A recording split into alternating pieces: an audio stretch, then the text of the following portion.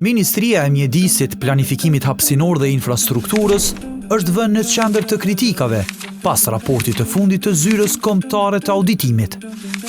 Auditimi ka gjetur se ky institucion, gjatë vitit 2025, sa në krye të tij ishte ministri Hysen Durmishi, ka favorizuar kompani që nuk i plotësonin kriteret e kërkuara në tender. Sipas ligjit për prokurimin publik, një tender është i vlefshëm vetëm kur oferta përputhet plotësisht me kërkesat e dosjes. Megjithatë, komisionet vlerësuese të ministrisë shpesh i kanë shpallur të përgjithshme ofertat që nuk kishin dokumentacionin e duhur. Rastet skandaloze të evidentuara janë: Rruga Prishtinë-Pej, kompania fituese u shpallë përgjithshme për tenderin 10.6 milion euro, ani pse inxhinieri gjeodezis nuk ishte përvojën e kërkuar të punës pas diplomimit.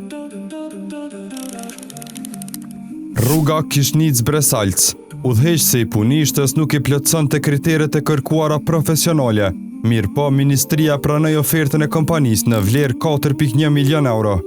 Shtrati i lumit në Baballëq, projekt 999.000 euro. Operatori i zgjedhur nuk dëshmoi përvojën e kërkuar në drejtimin hidroteknik, por prap u shpall fitues. Sipas auditorëve, shkaku kryesor i shkeljeve është vlerësimi jo i saktë i dokumentacionit dhe mungesa e kontrolleve të brendshme. Komisionet vlerësuese shpesh i kanë interpretuar kriteret sipas dëshirës, duke hapur rrugë për parregullsi. ZK paralajmëron se këto praktika sjellin rrezik të madh. Kontratat mund të realizohen me cilësi të dobët dhe buxheti i shtetit mund të dëmtohet.